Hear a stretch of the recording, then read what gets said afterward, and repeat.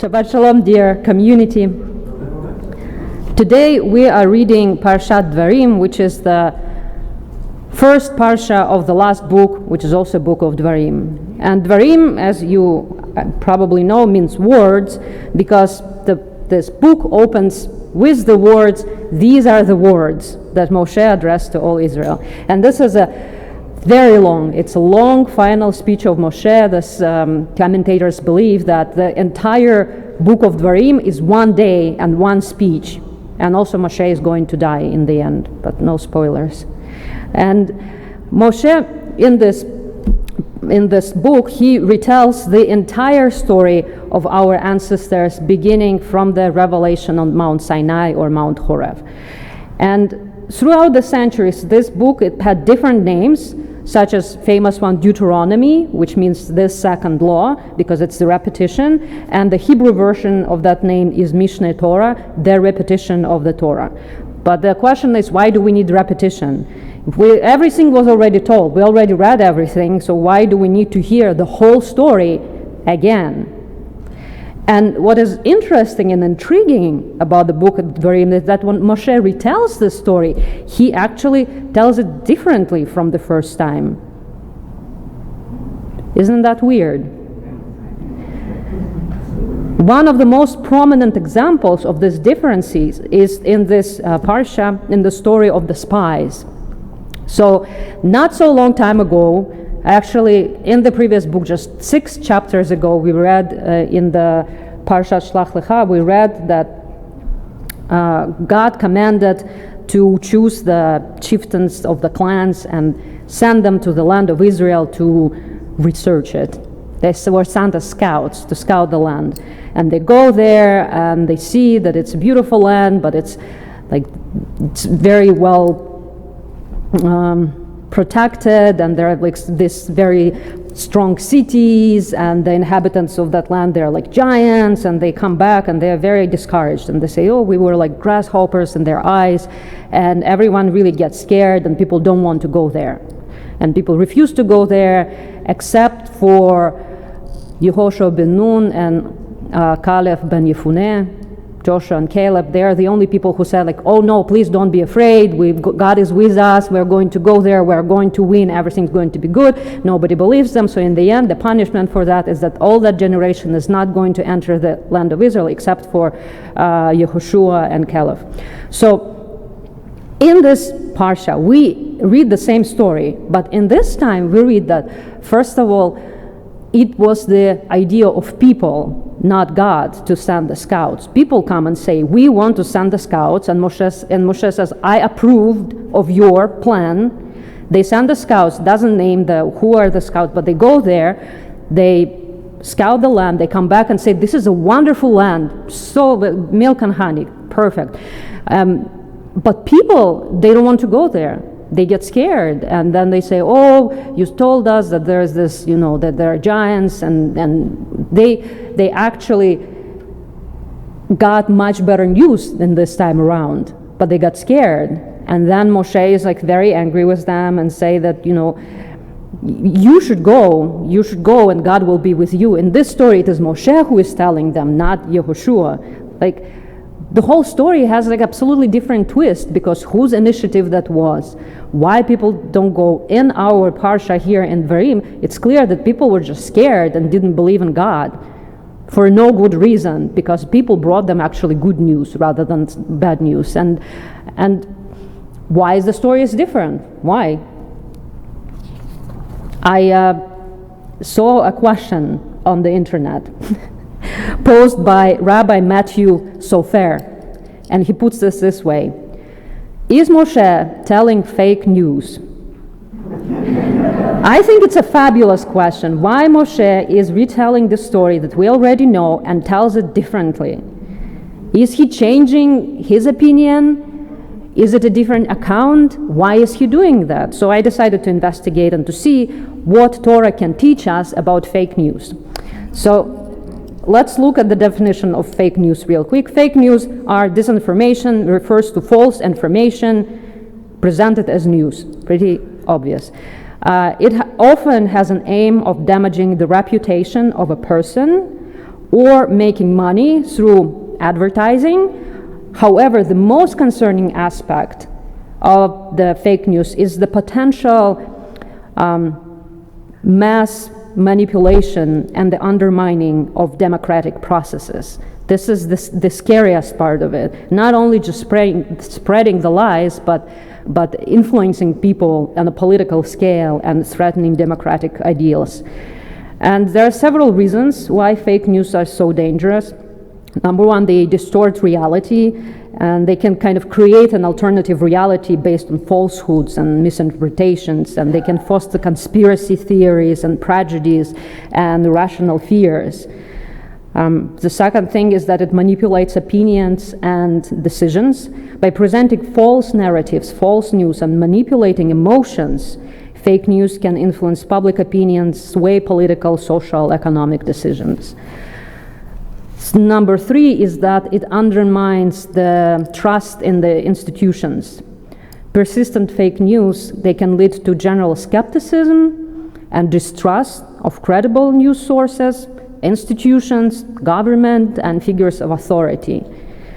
And number four, it promotes division and conflict. Fake news often exploit existing divisions in society, sowing further discord and potentially leading to conflicts. I'm sure that all of you can find examples of fake news in Canadian media, in Israeli media. I can certainly see it big time in Russian media, as it is one of the most, of course, horrendous cases of fake news in modern history. So fake news are extremely powerful, and they can be extremely dangerous and bring huge damage. But don't worry, we have tools to combat it. It is not easy because fake news is made to deceive people, not by telling lies that we can recognize, but by making us believe that what we know is the truth and everyone else is wrong. This is the idea of fake news. Because when you can recognize it, oh, this is a lie, of course you are not going to believe it, but it gives you an impression that I know the truth, my truth, I know everyone else is wrong. And I believe that every one of us, at least unwillingly, participated in spreading fake news because it's so deceitful and often appeals to our emotions. And when I say us, I really believe that I absolutely know that I in my life spread the misinformation because I was sure that this is the truth. So I think that every person encountered it, and I don't say that people do it intentionally. Most time, people like us, good people, don't do it out of bad intentions. And it requires a very strong conscious effort to combat it, and even if you do that, unfortunately, quite often people will not believe you, and it is very frustrating. It can be very, very frustrating. And so what are the tools? These are the tools that are given by like sociologists, people who research. It's a whole research field these days, fake news and misinformation. So the first tool, most important, cross-check information. Today in year 2023, we have to accept the reality that no news outlets can be trusted. And this is what I said about the danger, because it creates the mistrust. And so no news outlets can be trusted just because we happen to agree with them. We have to verify the information with multiple reliable sources before believing or sharing it. That means not only the sources that we tend to turn to, but also the opposite opinions. Real news will likely be reported by multiple reputable sources. If you find news that, like, in one place that you really like, but you don't see it anywhere else, this is a red flag. The rule is simple. Just do not share the news unless you cross-checked it. This is the rule that I follow. If I want to share something, I have to go and see if confirm that this is true, because otherwise it's a trap. And even if you really like it, what you hear or what you read, you still have to cross-check the information. The danger in this, the only thing is that you need to rely on reputable sources, because don't go cross-check information into Russian media. This is not going to be helpful. Okay. Then the second one is look for evidence. Real news stories will contain more than just claims. They will contain some proofs that you can also cross-check. You can find it somewhere else. They will provide evidence for their assertions, such as direct quotes, facts, figures, or some other information that can be checked. The next thing is check dates and timelines. Fake news, they very often distort timelines and change the dates of real events to create a false narrative. And number 4, consider biases. Because every news source has some bias, everyone. But reputable ones endeavor to report facts accurately as much as they can. Be aware of overly biased reporting or reports that don't provide a balanced view. If this information that you read really appeals to your emotions and system of belief, that is the red flag. If you read an article and you feel very strongly like, oh, this confirms everything that I saw, this is exactly what I thought, why no one else said that before? That is a huge red flag, because that is probably fake news. Reputable sources at least try to be neutral, and they're not so exciting. So they don't really cause this urge to share it with someone, because they don't appeal to your emotions. And this is very difficult, because we do want to share information, right? We do want to share something that we find interesting, but just need to remember that if you feel like it really touches my emotions, there is something going on there. Someone is trying to manipulate your opinion on whatever matter. And in the digital age, it is crucial to be discerning about the information we consume and share. Fake news is always emotionally charged to draw in audience. Critical thinking and fact-checking are powerful tools against it. But these are the tools that are developed by modern scientists, by sociologists. Then what about the Torah? Does Torah help us combat fake news or not? First and foremost, Torah upholds the virtue of truth. In the book of Exodus, we read, "Keep far from false matters." In Zechariah, there is a famous quote, a commandment, "Speak the truth to one another." These verses, they reinforce the importance of truth in our communications and behaviors, providing a clear guideline against the propagation of false news or information. The only problem with that is that most honest people, they spread false information believing that this is the truth. So the virtue of truth doesn't necessarily help us to recognize fake news. But that's just the first principle. Torah gives us much more. It warns us against Lashon Hara, the evil speech, and I've spoken about it before, but it's always good to repeat it again. These principles of Lashon Hara, they're discouraging the spread of false or damaging information about others, even if the information is true. Even if this is factual information, it is true. If you abide by the principles of the Torah, you should not spread it, because you need to think about the damage that it's going to cause this person. So this principle, it really reduces the chances of spreading fake news drastically, because it tells us to be always conscious of the ramifications of our words and actions. Third idea from the Torah, it teaches us about the responsibility of bearing witness, and there are a lot of laws that are connected to that in the Torah. In the Exodus 20:16, it says, "You shall not bear false witness against your neighbor." So it encourages us to verify information before we pass it on, and to be accountable for the impact of our words.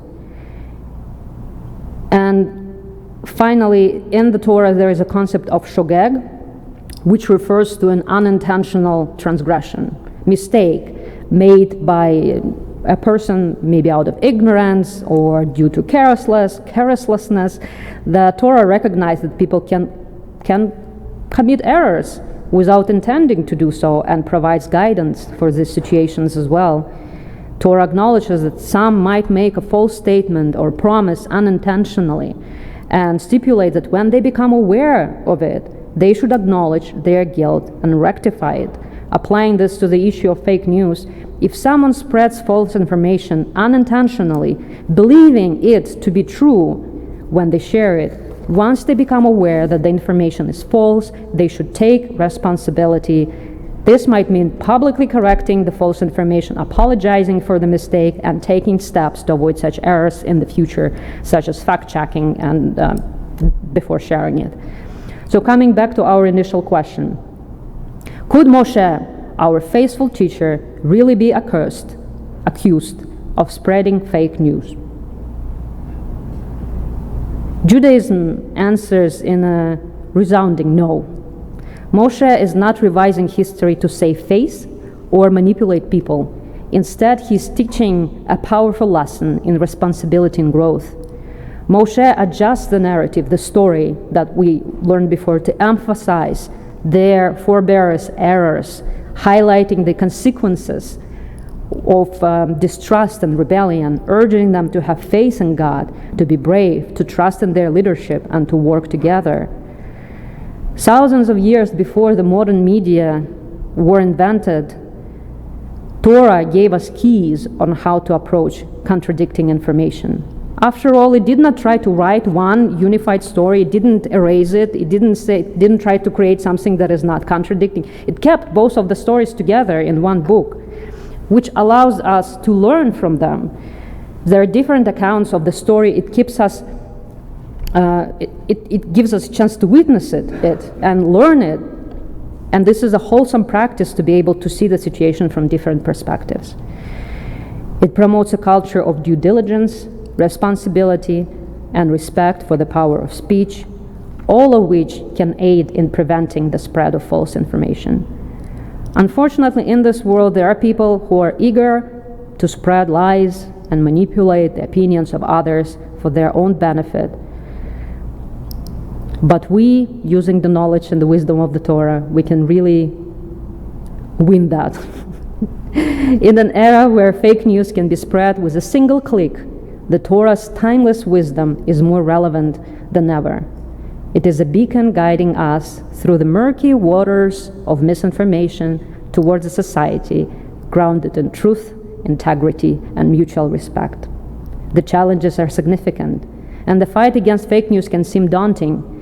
But as we move forward, let us remember the words of the Torah, justice, justice shall you pursue.